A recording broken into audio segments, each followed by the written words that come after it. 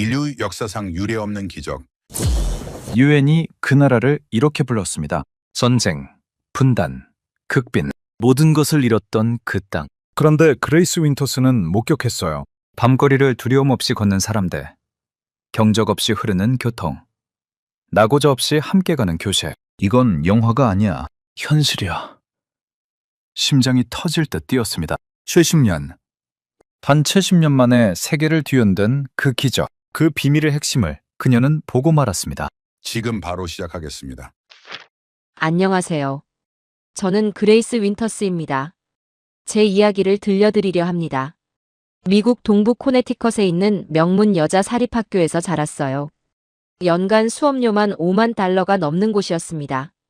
담쟁이 덩굴이 감긴 붉은 벽돌 건물, 완벽하게 다듬어진 잔디밭. 겉으로 보기엔 영화 속 장면 같았습니다. 교복은 네이비 블레이저의 플리츠 스커트였어요. 매일 아침 거울 앞에서 넥타이를 매며 이 옷이 상징하는 걸 알고 있었습니다. 우리는 특별하다는 것, 선택받았다는 것. 교정을 거니는 친구들의 부모는 대부분 정치인이거나 금융가였어요.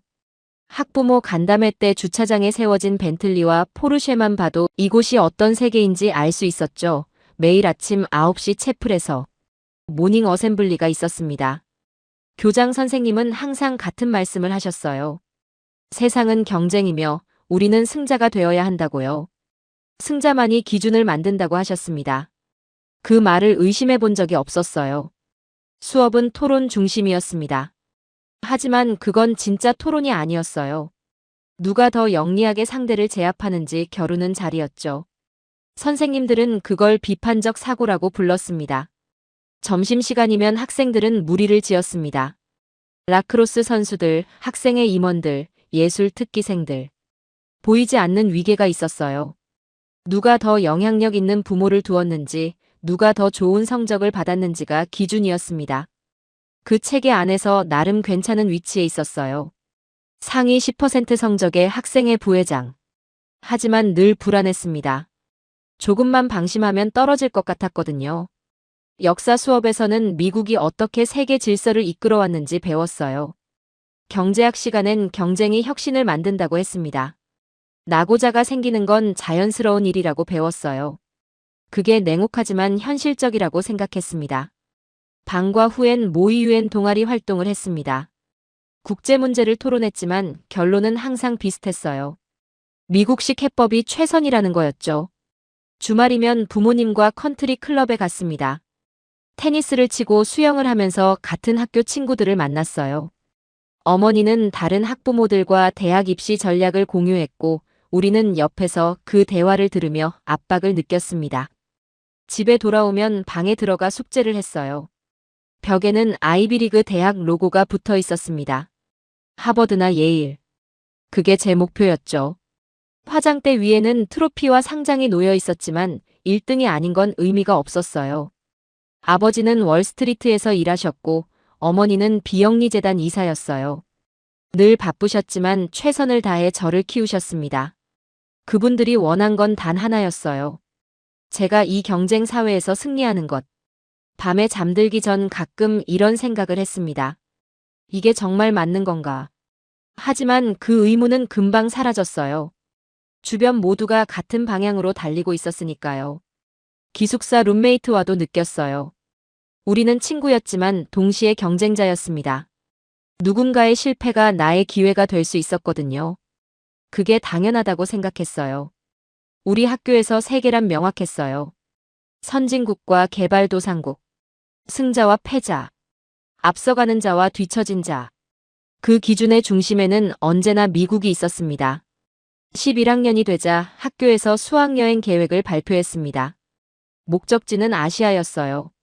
솔직히 별 기대가 없었습니다. 친구들 대부분이 유럽을 선호했거든요. 파리나 런던이 더 배울 게 많다고들 했죠. 라커룸에서 친구들과 투덜댔어요. 왜 굳이 아시아냐고요? 명품 매장이 있는지부터 검색했습니다. 그게 여행지를 평가하는 제 기준이었어요. 학교는 다양성 교육이라는 명목으로 아시아를 선택했습니다. 형식적인 일정이라고 생각했어요. 어차피 우리가 이미 알고 있는 결론을 확인하러 가는 거라고 믿었죠. 선진국의 기준은 우리가 정하는 거라고요. 그때는 몰랐습니다. 그 여행이 제 모든 믿음을 흔들어 놓을 거라는 걸요. 출발 전날 밤 캐리어를 싸면서 친구들과 영상통화를 했어요. 뭘 가져가야 할지 고민이었습니다. 에밀리는 선크림을 챙기라고 했고 소피아는 현지 음식이 입에 안 맞을 거라니 단백질 바를 챙겨가라고 조언했죠. 룸메이트 메디슨이 물었어요. 아시아 어디로 가는 거냐고요. 솔직히 정확히 기억나지 않았습니다. 안내문을 다시 확인했어요. 한국이라고 적혀 있었죠. 어디쯤 있는지도 잘 몰랐습니다. 다음 날 아침 일찍 학교 버스를 타고 공항으로 향했어요. 친구들은 대부분 잠을 청했습니다. 12시간 넘는 비행이 기다리고 있었거든요. 창밖을 보며 생각했어요. 이번 여행이 끝나면 대학 에세이에 쓸 소재 하나쯤은 생기겠지. 기내에서 선생님이 나눠준 안내 자료를 대충 훑어봤습니다. 경복궁, 남산타워, 명동 같은 이름들이 나열되어 있었어요. 사진을 보니 그럭저럭 볼만해 보였습니다. 하지만 솔직히 큰 흥미는 없었어요. 옆자리 친구 올리비아가 면세품 카탈로그를 뒤적이며 말했습니다. 여기도 명품 살 때는 있겠지. 둘이서 쇼핑 리스트를 만들었어요. 샤넬백, 디올 립스틱. 그게 우리가 여행지에서 기대하는 전부였습니다. 기내식이 나왔어요. 치킨과 파스타 중 선택하라고 했죠. 익숙한 메뉴였습니다. 기내 엔터테인먼트로 할리우드 영화를 봤어요. 편안했습니다. 어디를 가든 미국 문화는 있으니까요. 12시간이 지나고 기장이 안내방송을 했습니다. 곧 인천공항에 도착한다고요. 창밖을 내다봤어요. 불빛들이 보였습니다. 생각보다 크고 현대적으로 보였죠. 약간 의외였어요. 비행기가 착륙했습니다. 다들 짐을 챙기며 일어섰어요. 복도는 금방 사람들로 가득 찼죠. 하지만 아무도 밀치지 않았습니다. 모두 조용히 순서를 기다렸어요. 뉴욕 공항과는 달랐죠. 게이트를 빠져나와 입국 심사장으로 향했습니다.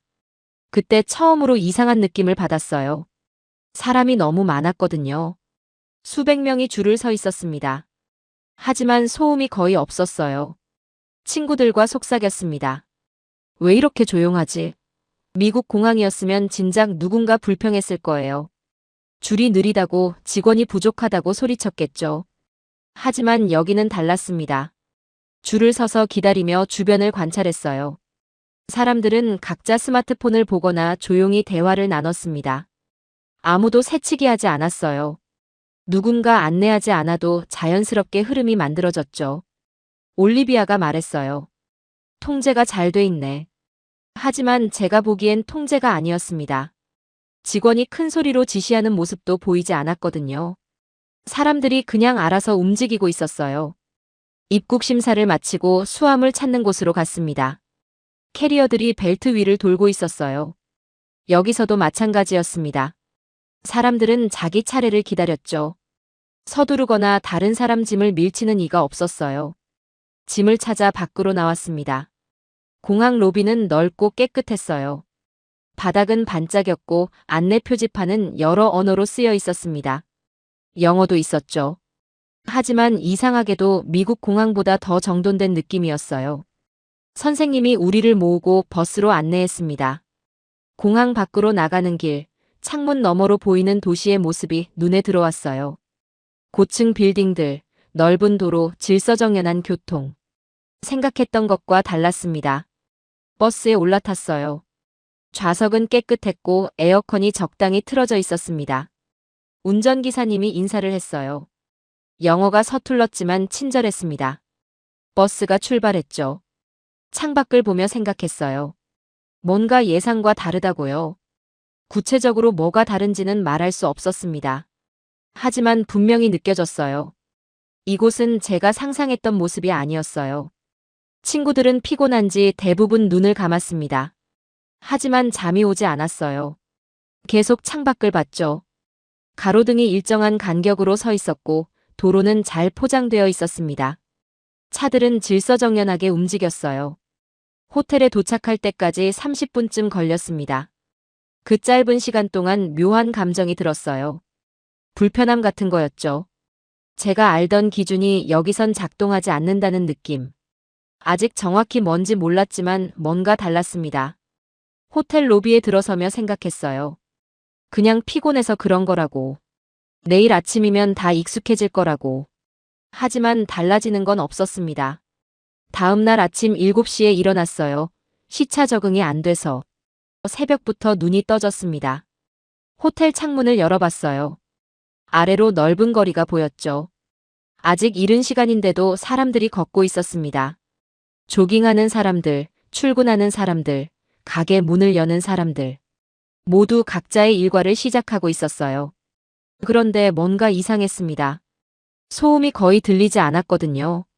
뉴욕이었다면 벌써 차 경적 소리와 사람들의 목소리로 시끄러웠을 거예요. 하지만 여긴 달랐습니다. 도시가 깨어나는데 조용했어요. 이해할 수 없었습니다. 8시에 로비에서 아침을 먹었어요. 뷔페 형식이었습니다. 친구들과 함께 줄을 서서 음식을 담았죠. 여기서도 그 패턴이 반복됐어요. 사람들은 조용히 차례를 기다렸습니다. 누군가 음식을 너무 많이 담아도 아무도 뭐라 하지 않았어요. 그냥 기다렸죠. 테이블이 부족해도 소란이 없었습니다. 자리가 날 때까지 조용히 서 있었어요. 친구들도 이상하다는 표정을 지었습니다.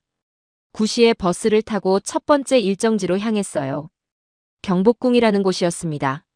가는 길에 창밖을 봤죠. 출근 시간이라 도로가 복잡했어요. 차들이 꽉 차 있었습니다. 하지만 클렉슨 소리가 거의 없었어요. 차들은 천천히 움직였지만 누구도 화를 내지 않았습니다. 신호가 바뀌면 모두 멈췄어요. 새치기 하는 차도 보이지 않았죠. 올리비아가 속삭였습니다. 여기 사람들 정말 조용하네. 맞는 말이었어요.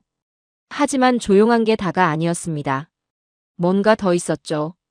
정확히 뭔지 말할 수 없었어요. 경복궁에 도착했습니다. 입구에 사람들이 모여 있었어요. 관광객들과 현지인들이 섞여 있었죠. 매표소 앞에 줄이 길게 늘어서 있었습니다. 선생님이 말했어요. 줄 서서 기다리라고요. 우리는 줄 끝에 섰습니다. 앞에 최소 10명은 있었어요. 한숨이 나왔죠. 한참 걸리겠다 싶었습니다. 그런데 이상한 일이 벌어졌어요. 줄이 생각보다 빨리 줄어들었습니다. 사람들이 효율적으로 움직였거든요. 표를 사고 바로 비켜섰어요. 뒤에서 밀거나 재촉하지 않았는데도요. 15분쯤 지나자 우리 차례가 왔습니다. 표를 받고 안으로 들어갔어요. 궁궐 마당은 넓었습니다. 사람들이 여기저기서 사진을 찍고 있었죠. 한복을 입은 사람들이 보였어요. 관광객들인 것 같았습니다. 알록달록한 옷을 입고 웃으며 사진을 찍었죠. 그 모습이 예뻐 보였어요. 우리도 한번 입어볼까 하는 생각이 들었습니다. 건물들을 둘러보며 걸었어요. 나무로 만든 건축물들이 웅장했습니다. 역사 선생님이 설명을 했지만 잘 들리지 않았어요. 주변을 구경하느라 정신이 없었거든요. 어느 순간 넓은 광장에 도착했습니다. 수백 명의 사람들이 있었어요. 단체 관광객들, 가족 단위 방문객들, 학생들. 모두 뒤섞여 있었죠. 그런데 놀라운 광경이 펼쳐졌습니다. 그 많은 사람들이 움직이는데 충돌이 없었어요. 서로 부딪히지 않았습니다. 큰 소리도 들리지 않았죠. 사람들은 자연스럽게 흐름을 만들었어요. 누군가 사진을 찍으면 다른 사람들이 비켜줬습니다. 아이가 뛰어가면 어른들이 길을 열어줬어요. 아무도 지시하지 않았는데 말이죠. 친구 에밀리가 말했습니다. 다들 예의 바르네. 맞았어요. 하지만 그게 전부가 아니었습니다. 이건 단순히 예의의 문제가 아니었어요.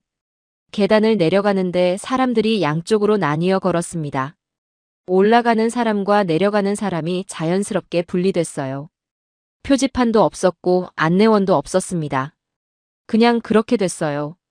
벤치에 앉아 쉬면서 생각했습니다. 이게 어떻게 가능하지? 미국이었다면 누군가는 규칙을 어겼을 거예요.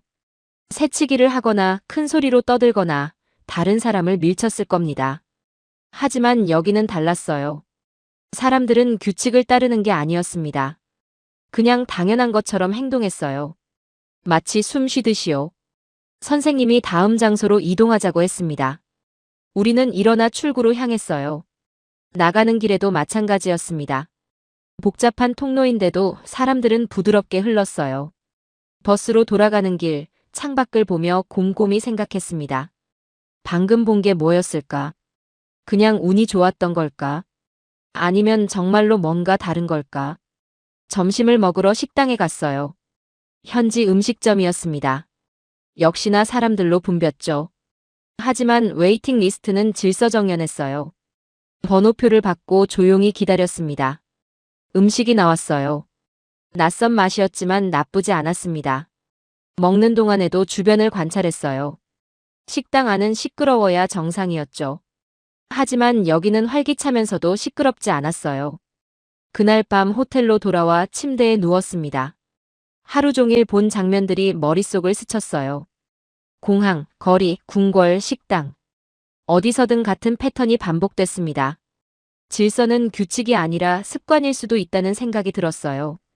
누군가 강요하지 않아도 사람들은 그렇게 살고 있었습니다. 이상했어요. 동시에 불편했습니다. 제가 알던 세상과 너무 달랐거든요. 셋째 날 저녁 호텔에서 자유시간이 주어졌습니다. 선생님들은 10시까지 돌아오라고만 했어요. 친구들은 명동에 쇼핑 가자고 했죠. 함께 나섰습니다. 거리는 사람들로 붐볐어요. 네온 사인이 화려하게 빛났고 가게마다 음악이 흘러나왔습니다. 친구들은 화장품 가게로 들어갔어요. 하지만 별로 땡기지 않았습니다. 밖에 나와 서 있었어요. 그때 문득 생각이 들었습니다. 혼자 걸어보고 싶다고요. 뉴욕에서라면 절대 안 할 행동이었죠. 밤에 혼자 돌아다닌다는 건 위험했으니까요. 친구들에게 문자를 보냈습니다. 먼저 호텔 갈게. 올리비아가 답장했어요. 혼자? 괜찮아. 괜찮을 것 같다고 답했습니다. 이유를 설명할 순 없었지만요. 골목길로 들어섰어요. 양쪽으로 작은 가게들이 늘어서 있었습니다. 카페, 편의점, 옷가게. 불빛이 따뜻했어요. 사람들이 오가고 있었죠. 걸으면서 주변을 둘러봤습니다. 평소라면 핸드백을 꽉 쥐고 뒤를 자주 돌아봤을 거예요. 어깨에 힘이 들어가고 걸음이 빨라졌겠죠. 하지만 지금은 달랐습니다. 긴장이 없었어요. 몸에 힘이 빠져 있었습니다. 자연스럽게 걷고 있었죠. 이상했어요. 왜 편안한지 설명할 수 없었습니다. 편의점에 들어가 물을 샀어요. 계산을 하는데 점원이 웃으며 인사했습니다. 영어는 못했지만 친절했어요. 거스름돈을 받고 나왔습니다. 계속 걸었어요. 좁은 골목, 넓은 데로, 다시 골목. 방향을 잘 모르겠었지만 불안하지 않았습니다. 언제든 누군가에게 물어보면 될 것 같았거든요. 한 카페 앞을 지나갔어요. 창문 너머로 사람들이 보였습니다. 책을 읽거나 노트북을 하고 있었죠. 밤 9시가 넘었는데도 문을 연 가게가 많았어요. 공원이 나왔습니다. 작은 공원이었어요. 벤치에 사람들이 앉아 있었습니다. 커플들, 친구들, 혼자 온 사람들. 모두 편안해 보였어요. 벤치에 앉았습니다. 하늘을 봤어요. 별은 잘 보이지 않았지만 달은 밝았습니다. 바람이 불었죠. 시원했어요.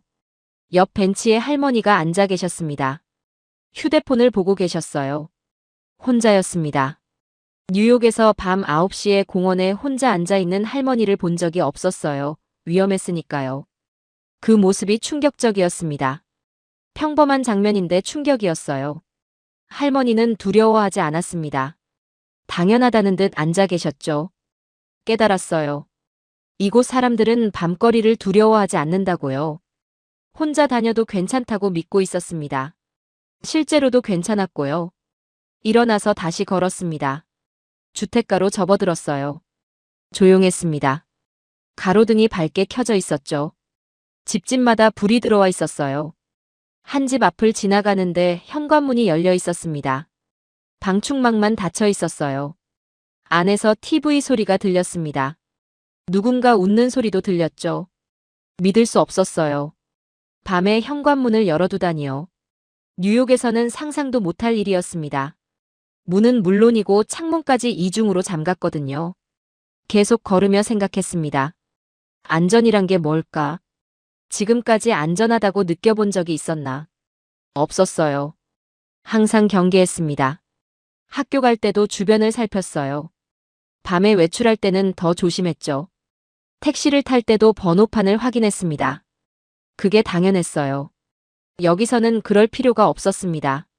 사람들이 경계하지 않았어요.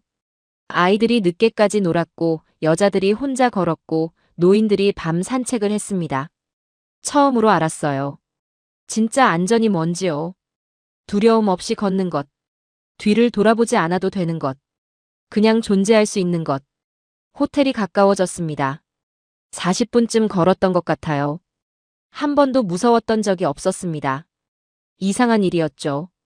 로비에 들어서며 생각했습니다. 뉴욕으로 돌아가면 다시 문을 잠그겠지. 밤에는 밖에 나가지 않겠지. 항상 경계하며 살겠지. 그게 슬펐어요. 왜 우리는 그렇게 살아야 하는지. 왜 안전이 특권이 되어야 하는지. 왜 밤거리를 걷는 게 용기가 필요한 일인지. 엘리베이터에 올라탔습니다. 거울에 비친 제 모습을 봤어요. 표정이 달라져 있었습니다. 뭔가 변했어요. 방에 들어가 침대에 앉았습니다. 창밖을 봤어요. 거리에 불빛이 반짝였습니다. 사람들이 여전히 걷고 있었죠. 휴대폰을 꺼내 부모님께 문자를 보냈습니다. 잘 지내고 있어요. 그리고 덧붙였어요. 여기는 안전해요. 그 말이 이상하게 느껴졌습니다. 안전하다는 게 뉴스거리가 될 정도로 우리는 불안 속에 살고 있었던 거죠. 불을 끄고 누웠습니다. 눈을 감았어요. 오늘 밤 산책이 계속 떠올랐습니다. 두려움이 없다는 게 이런 기분이구나. 넷째 날 현지 고등학교를 방문하는 일정이 있었습니다. 문화 교류 프로그램이었어요. 우리 학교와 자매 결연을 맺은 곳이었죠. 버스에서 내려 교문을 들어섰습니다. 건물은 우리 학교만큼 화려하지 않았어요. 하지만 깨끗하고 정돈돼 있었습니다.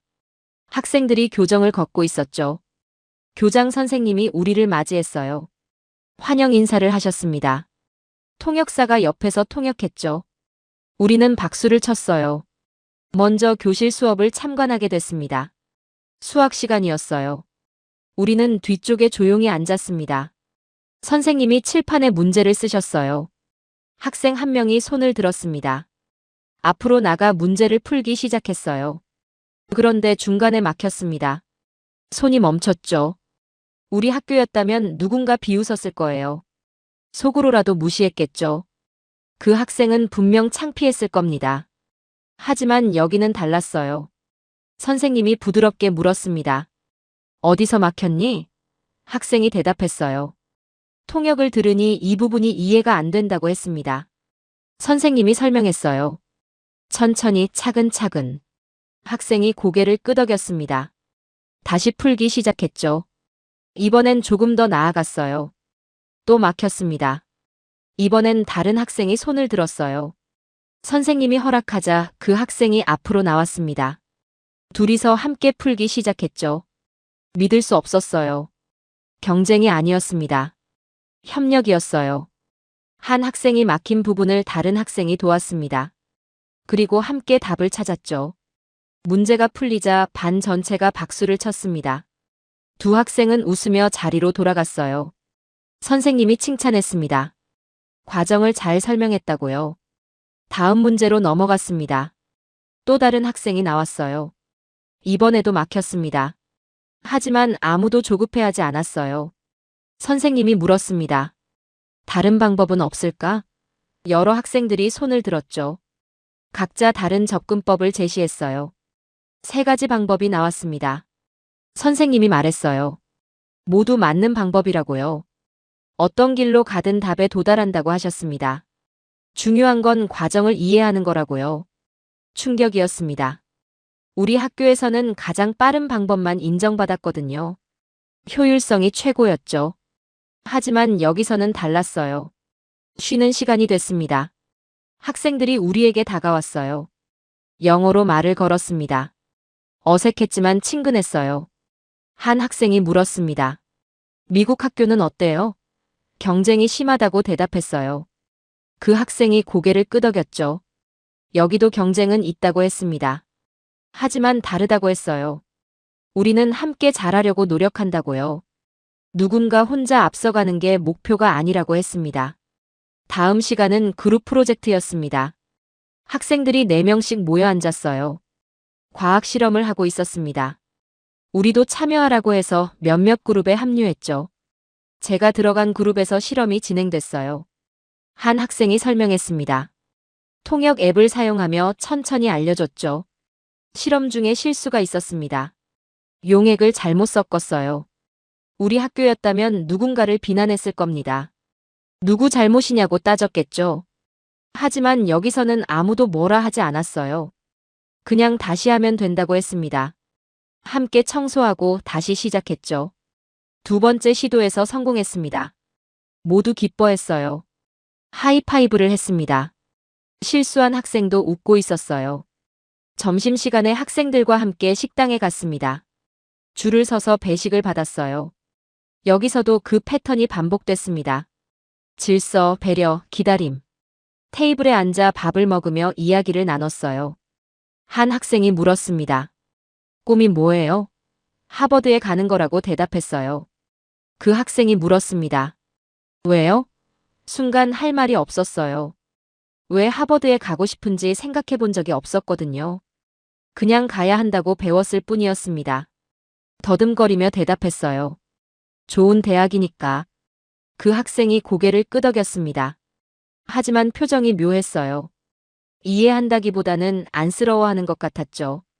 오후에는 체육 시간을 함께 했습니다. 피구를 했어요.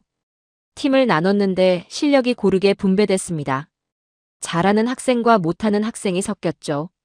게임이 시작됐어요. 우리 학교였다면 잘하는 학생들이 못하는 학생을 무시했을 겁니다. 패스도 안 줬겠죠. 하지만 여기는 달랐습니다. 잘하는 학생이 못하는 학생에게 패스했어요. 기회를 줬습니다. 실수해도 괜찮다고 했죠. 다시 하면 된다고요. 게임이 끝나고 양 팀이 악수했습니다. 이긴 팀도 진 팀도 웃고 있었어요. 점수보다 과정이 중요했던 것 같았습니다. 하교 시간이 됐습니다. 학생들이 우리를 배웅했어요. 연락처를 교환했습니다. 다음에 또 보자고 했죠. 버스에 올라타며 생각했습니다. 오늘 본 것들이 뭐였을까? 단순히 좋은 학교? 아니었어요. 그 이상이었습니다. 여기서는 목표가 달랐어요. 누군가를 이기는 게 아니었습니다.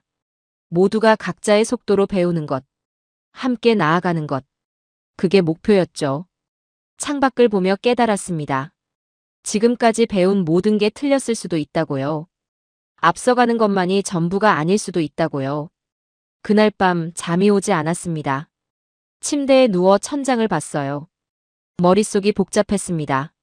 지난 며칠간 본 것들이 계속 떠올랐죠. 공항의 질서, 밤거리의 안전, 교실의 협력. 모두 연결돼 있었어요. 하나의 그림이었습니다. 제가 알던 세계와는 완전히 다른 그림이었죠. 일어나 책상에 앉았습니다. 노트를 꺼냈어요. 평소라면 일기 같은 건 안 썼지만 정리가 필요했습니다. 펜을 들었죠. 첫 줄을 썼습니다. 나는 무엇을 배워왔나? 손이 멈췄어요. 대답하기 어려운 질문이었습니다. 앞서가는 것. 그게 제가 배운 전부였어요. 1등 하는 법, 남보다 빨리 가는 법, 경쟁에서 이기는 법. 그것만 배웠습니다. 다음 줄을 썼어요. 그런데 여기서는 다른 질문을 한다. 함께 갈 수 있는가? 그 질문이 낯설었습니다. 우리 학교에서는 아무도 그런 질문을 하지 않았어요. 중요한 건 내가 얼마나 앞서 있느냐였습니다. 다른 사람은 고려 대상이 아니었죠. 창문을 열었습니다. 밤 공기가 들어왔어요. 거리는 여전히 밝았습니다. 사람들이 걷고 있었죠. 안전하게, 편안하게. 생각했습니다. 왜 우리는 그렇게 살지 못할까? 왜 경쟁만 해야 할까? 왜 다른 사람을 밟고 올라서야 할까? 답이 없었어요. 아니, 답은 알고 있었습니다. 그게 자본주의라고 배웠으니까요. 효율적이고 공정하다고 했죠. 최선이라고 믿었어요. 하지만 지금 보니 의문이 들었습니다. 정말 그럴까? 여기도 자본주의 국가인데 다르잖아요. 뭐가 다른 걸까? 노트에 계속 썼습니다. 여기 사람들은 왜 친절할까? 왜 기다려줄까? 왜 함께 가려고 할까? 뭐가 그들을 그렇게 만들까? 문화일까? 교육일까? 역사일까? 모르겠었어요. 하지만 분명한 건 있었습니다. 가능하다는 것. 다르게 사는 게 가능하다는 거였죠. 다음 날 아침, 친구들과 아침을 먹으며 이야기를 나눴어요. 다들 비슷한 생각을 하고 있었습니다. 뭔가 이상하다고요. 올리비아가 말했습니다. 여기 사람들 너무 착한 거 아냐? 에밀리가 고개를 끄덕였어요. 약간 무섭기까지 하다고 했죠. 그 말이 흥미로웠습니다. 친절이 무섭다니요. 우리는 친절을 의심하도록 배웠구나 싶었어요. 뒤에 의도가 있을 거라고 생각했죠. 하지만 여기서는 달랐습니다. 친절은 그냥 친절이었어요. 계산이 없었습니다. 대가를 바라지 않았죠. 그날 일정은 박물관 방문이었습니다. 전쟁 기념관이라는 곳이었어요. 한국의 역사를 배우는 시간이었죠. 전시를 보며 충격을 받았습니다. 이 나라가 겪은 전쟁, 분단, 가난. 70년 전만 해도 세계 최빈국이었다고 했어요. 그런데 지금은 어떤가요? 세계 10위권 경제 대국이었습니다. 기술 선진국이었고 문화 강국이었죠. 어떻게 이게 가능했을까? 설명을 듣다 보니 알 것 같았습니다. 함께 갔기 때문이었어요. 한 사람이 잘 사는 게 아니라 사회 전체가 함께 발전했죠. 교육에 투자했습니다. 모두에게요. 의료 시스템을 만들었어요. 모두를 위해서요. 인프라를 구축했습니다. 모두가 쓸 수 있게요. 그 결과가 지금이었습니다. 안전한 거리, 질서정연한 사회, 협력하는 사람들. 이게 우연이 아니었어요. 박물관을 나오며 생각했습니다. 미국은 어떤가? 우리는 세계 최강국이에요. 경제 규모도 가장 크죠. 하지만 밤에 혼자 못 걸어요. 총기 사고가 일상이죠. 의료비 때문에 파산합니다. 대학 등록금 빚에 시달려요. 강한 게 뭘까요? 돈이 많은 게 강한 건가요? 아니면 모두가 안전한 게 강한 건가요? 점심을 먹으러 식당에 갔습니다. 메뉴를 고르는데 옆 테이블이 보였어요. 할머니 한 분이 혼자 식사하고 계셨습니다. 뉴욕이었다면 쓸쓸해 보였을 거예요. 외로워 보였겠죠. 하지만 여기서는 달랐습니다. 할머니는 편안해 보였어요. 웨이터가 다가가 말을 걸었습니다. 할머니가 웃으며 대답했어요. 서로 아는 사이 같았습니다. 공동체가 있었죠. 우리는 공동체가 없어요. 각자 살아요. 이웃이 누군지 몰라요. 그게 개인주의라고 배웠습니다. 자유라고 했죠. 하지만 진짜 자유일까요? 혼자 살아남아야 하는 게 자유인가요? 함께 사는 게 구속인가요? 오후에 자유 시간이 있었습니다. 카페에 들어가 앉았어요. 창밖을 보며 커피를 마셨습니다. 사람들이 지나갔어요. 학생들, 직장인들, 노인들. 모두 바빴지만 여유가 있었습니다. 서두르지만 급하지 않았어요. 그 균형이 신기했습니다. 어떻게 바쁘면서도 친절할 수 있죠? 어떻게 경쟁하면서도 협력할 수 있나요? 답은 하나였어요. 목표가 다르기 때문이었습니다. 우리는 이기는 게 목표예요. 여기는 함께 가는 게 목표였죠. 노트를 다시 꺼냈습니다. 마지막 줄을 썼어요. 나는 지금까지 잘못된 질문을 해왔다. 어떻게 이길까가 아니라 어떻게 함께 갈까를 물었어야 했습니다. 그 한 문장이 모든 걸 바꿨어요. 제가 배운 모든 공식이 무너졌습니다. 불안했지만 동시에 자유로웠습니다. 새로운 질문을 할 수 있게 됐으니까요. 일주일 뒤 코네티컷 공항에 도착했습니다. 부모님이 마중 나와 계셨어요. 어머니가 안아주셨죠. 잘 다녀왔냐고 물으셨습니다. 집으로 가는 차 안에서 여행 이야기를 했어요. 재미있었다고 말했습니다. 하지만 진짜 이야기는 하지 않았어요. 뭐라 설명해야 할지 몰랐거든요. 다음 날 학교에 갔습니다. 익숙한 풍경이었어요. 붉은 벽돌 건물, 완벽한 잔디밭, 교복 입은 학생들. 일주일 전과 똑같았죠. 하지만 제 눈엔 달라 보였습니다. 복도를 걷는 학생들의 표정이 보였어요. 긴장해 있었습니다. 경쟁심이 가득했죠. 아침 어셈블리가 있었습니다. 교장 선생님이 말씀하셨어요. 이번 주 시험 결과가 나왔다고요. 상위권 학생들의 이름을 불렀습니다. 박수가 터졌어요. 하지만 씁쓸했습니다. 호명되지 않은 학생들의 얼굴이 보였거든요. 실망, 부끄러움, 분노. 다양한 감정이 스쳐 지나갔죠. 수업 시간이 됐습니다. 수학 시간이었어요. 선생님이 문제를 냈습니다. 어려운 문제였죠. 몇몇 학생이 손을 들었어요. 한 학생이 틀렸습니다. 누군가 킥킥 웃었어요. 그 학생은 얼굴이 빨개졌습니다. 자리에 앉으며 고개를 숙였죠. 한국 학교가 떠올랐습니다. 거기서는 아무도 웃지 않았어요. 오히려 도와주려 했죠. 함께 풀었습니다. 점심시간에 친구들과 앉았어요. 다들 시험 이야기를 했습니다. 누가 몇 점 받았는지, 누가 떨어졌는지. 가십이었죠. 올리비아가 말했습니다. 제시카 망했대. 다들 고소해하는 표정이었어요. 제시카는 우리 그룹에 없었습니다. 경쟁자였죠. 불편했어요. 왜 우리는 다른 사람의 실패를 기뻐할까? 왜 그게 당연하게 느껴졌을까? 그날 밤 결심했습니다. 실험을 해보기로요. 작은 것부터 시작하기로 했어요. 다음 날 수업 후 에밀리에게 말했습니다. 내일 시험같이 공부할래? 에밀리가 놀란 표정을 지었어요. 왜? 우리 경쟁자잖아. 아니야, 친구잖아. 에밀리가 잠시 생각하더니 고개를 끄덕였습니다. 좋아, 해보자. 도서관에서 만나 함께 공부했어요. 처음엔 어색했습니다. 서로 답을 숨기려 했죠. 하지만 점점 열렸어요. 제가 먼저 제안했습니다. 이 문제 어떻게 풀었어? 에밀리가 설명했어요. 아, 그렇게 푸는구나. 이해가 됐습니다. 다음엔 에밀리가 물었어요. 이 부분 모르겠어. 제가 설명했습니다. 둘 다 이해도가 높아졌어요. 신기했습니다. 경쟁할 때보다 나았어요. 서로 도우니까 더 잘 배웠죠. 일주일 후 시험을 봤습니다. 둘 다 좋은 점수를 받았어요. 전보다 나았습니다. 올리비아가 물었어요. 어떻게 한 거야? 같이 공부했어.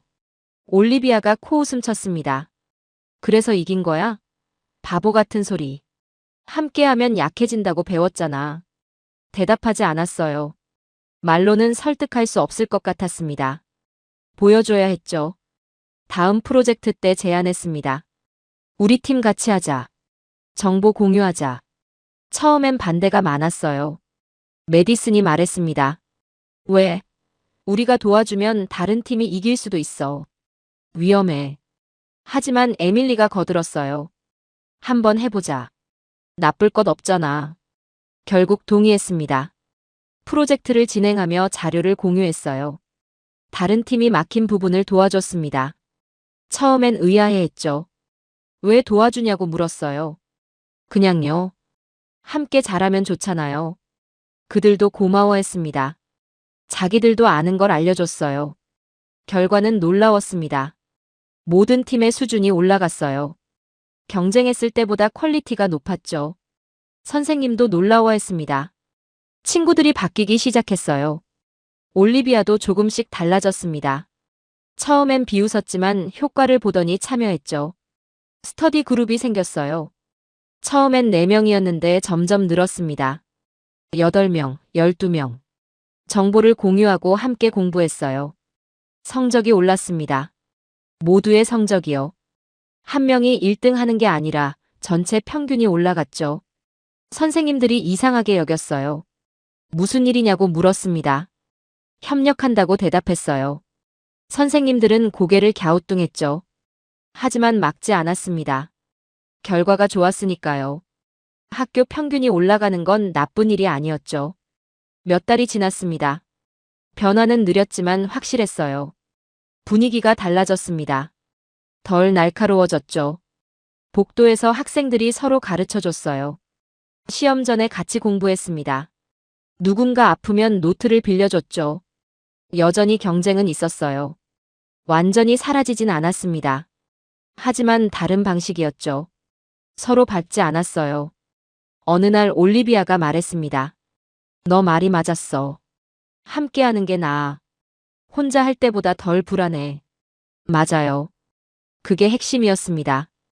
혼자 잘하는 것보다 함께 나아가는 게 더 강했어요. 기말고사 결과가 나왔습니다. 우리 학년 평균이 역대 최고였어요. 교장 선생님이 놀라워했죠. 어셈블리에서 말씀하셨습니다. 올해 학생들이 특별히 협력적이었다고요. 그게 좋은 결과를 만들었다고요. 옆에 앉은 에밀리와 눈이 마주쳤습니다. 둘 다 웃었어요. 작은 실험이 성공했습니다. 변화는 가능했어요. 겨울 방학이 시작됐습니다. 집으로 돌아왔어요. 부모님과 함께 저녁을 먹었습니다. 오랜만에 가족이 모인 자리였죠. 어머니가 물으셨어요. 학교는 어때? 좋다고 대답했습니다. 정말 좋아요. 전과는 다른 의미로요. 아버지가 신문을 보고 계셨습니다. 월스트리트 저널이었어요. 늘 그러시듯이 경제면을 펼쳐보셨죠. 그때 기사 하나가 눈에 들어왔습니다. 한국 경제에 관한 내용이었어요. 아버지가 중얼거리셨습니다. 대단한 나라야. 고개를 들었어요. 아버지를 봤습니다. 뭐가요? 조심스럽게 물었어요. 한국말이야. 아버지가 신문을 내려놓으셨습니다. 70년 만에 최빈국에서 선진국이 됐어. 어떻게 가능했을까? 제가 대답했습니다. 함께 갔기 때문이에요. 아버지가 저를 봤어요. 눈이 마주쳤죠. 무슨 뜻이냐고 물으셨습니다. 깊게 숨을 들이쉬었어요. 여행에서 본 것들을 이야기했습니다. 공항의 질서, 거리의 안전, 학교의 협력. 모두가 서로를 배려하는 문화. 함께 가려는 노력. 천천히 설명했어요. 아버지는 조용히 들으셨습니다. 중간에 끊지 않으셨어요. 어머니도 귀 기울이셨죠. 그래서요? 아버지가 물으셨습니다. 그게 뭘 의미하는데? 선진국의 기준이 달라야 한다고 생각해요. 제가 말했습니다. GDP가 아니라 사람들이 어떻게 사는지가 중요해요. 아버지가 팔짱을 끼셨습니다. 표정을 알 수 없었어요. 계속했습니다. 우리는 세계 최강국이에요. 하지만 안전하지 않아요. 밤에 혼자 못 걸어요. 총기 사고가 일상이죠. 그게 진짜 강함일까요? 한국에서는 할머니가 밤 공원에 혼자 앉아 계셨어요. 아이들이 늦게까지 놀았어요. 여자들이 혼자 걸었어요. 아무도 두려워하지 않았어요. 아버지가 잠시 생각하셨습니다. 그건 문화 차이 아닐까? 아니에요. 제가 고개를 저었습니다. 선택이에요. 사회가 어떤 가치를 중심에 두느냐의 선택이죠. 경쟁만 강조하면 서로 밟게 돼요. 협력을 가르치면 함께 가게 되고요. 우리는 전자를 선택했고 그들은 후자를 선택했어요. 어머니가 물으셨습니다. 학교에서 뭔가 바꿨다며? 네. 친구들과 함께 공부하기 시작했어요. 정보를 공유했어요.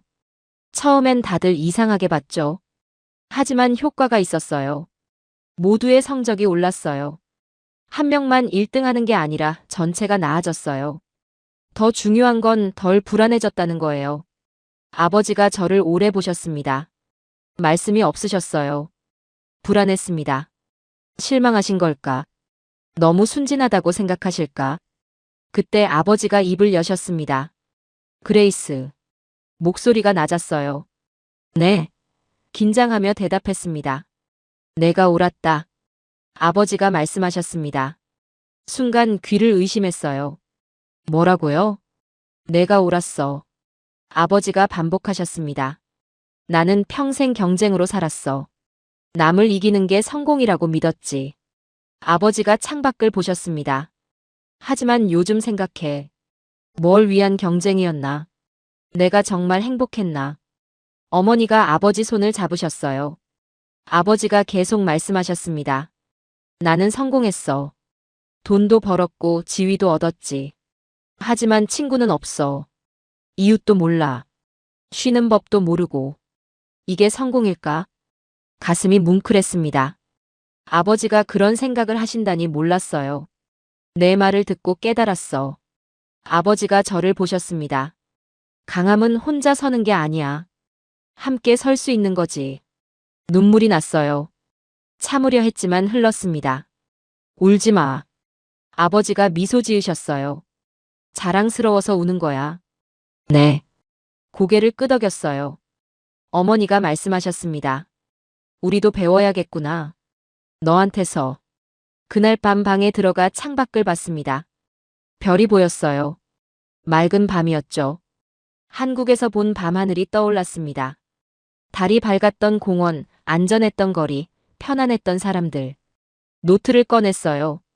마지막 장을 펼쳤습니다. 펜을 들었죠. 썼습니다. 선진국은 더 많이 가진 나라가 아니다. 사람이 사람을 어떻게 대하는지가 기준이다. 그 아래 덧붙였어요. 그 기준은 내가 예상하지 못한 곳에서 시작되고 있었다. 그리고 지금 여기서도 시작되고 있다. 노트를 닫았습니다. 창밖을 다시 봤어요. 변화는 느렸습니다. 하지만 확실했어요. 한 사람이 바뀌고 그 사람이 다른 사람을 바꿨죠. 제가 바뀌었어요. 친구들이 바뀌었습니다. 이제 아버지까지 바뀌셨어요. 물결이 퍼지고 있었습니다. 작은 물결이었지만 멈추지 않았어요. 침대에 누웠습니다. 눈을 감았어요. 내일 아침이 기대됐습니다. 새로운 질문을 가지고 살 수 있으니까요. 어떻게 이길까가 아니라 어떻게 함께 갈까? 그 질문이 모든 걸 바꿀 겁니다. 천천히 하지만 확실하게. 웃음이 났어요. 행복했습니다.